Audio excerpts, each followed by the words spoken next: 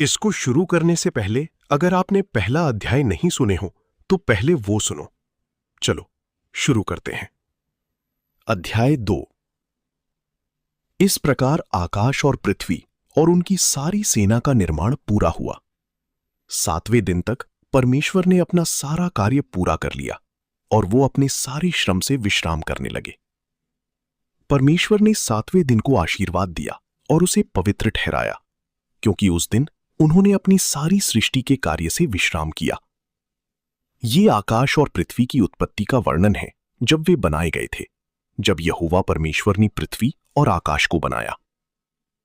अब तक कोई झाड़ी या पौधा नहीं उगा था, क्योंकि यहोवा परमेश्वर ने वर्षा नहीं की थी और मिट्टी को जोतने के लिए कोई नहीं था।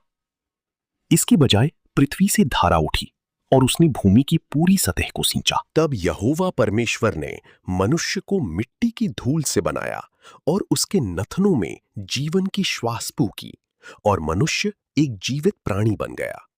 और यहोवा परमेश्वर ने पूर्व की ओर ईदेन में एक बगीचा लगाया और वहां उसने उस मनुष्य को रखा जिसे उसने बनाया था। भूमि से यहोवा परमेश्वर ने हर प्रकार की वृक्ष को उगाया जो देखने में सुंदर और खाने में अच्छा था। जीवन का वृक्ष बगीचे के बीच में था और भले और बुरे के ज्ञान का वृक्ष भी।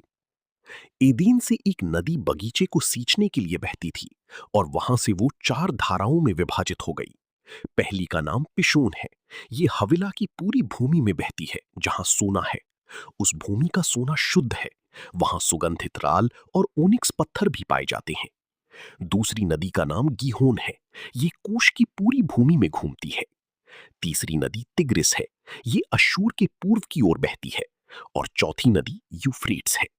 यहोवा परमेश्वर ने मनुष्य को लिया और उसे एदन के बगीचे में रखा ताकि वो उसकी देखभाल करे और उसे काम में लगाए। और यहोवा परमेश्वर ने मनुष्य को आज्ञा दी, तू बगीचे के किसी भी वृक्ष का फल स्वतंत्रता से खा सकता है, परंतु भले और बुरे के ज्ञान के वृक्ष का फल तू नहीं खाएगा, क्योंकि जब तू उससे खाएगा तो निश्चित रूप से मर जाएगा। तब यहोवा परमेश्वर ने कहा, मनुष्य का अकेला रहना अच्छा नहीं है। मैं उसके लिए एक सहायक बनाऊंगा जो उसके लिए उपयुक्त हो।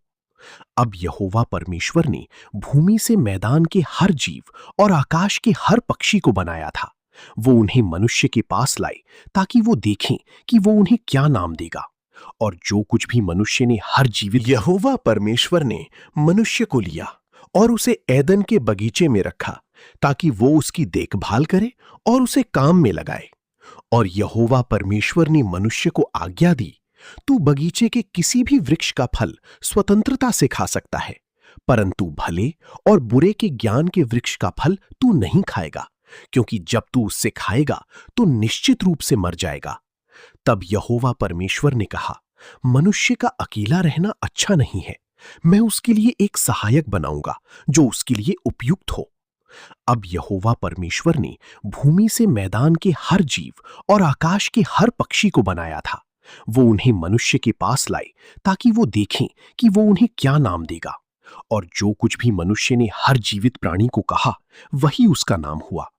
इस प्रकार मनुष्य ने सभी पशुओं, आकाश के पक्षियों और जंगली जानवरों के नाम रखे, परंतु आदम के लिए कोई उपयुक्त सहायक नहीं मिला। इसलिए यहोवा परमेश्वर ने मनुष्य पर गहरी नींद डाली, और जब वो सो रहा था उसने उसकी एक पसली निकाल ली और उसकी जगह मांस भर दिया।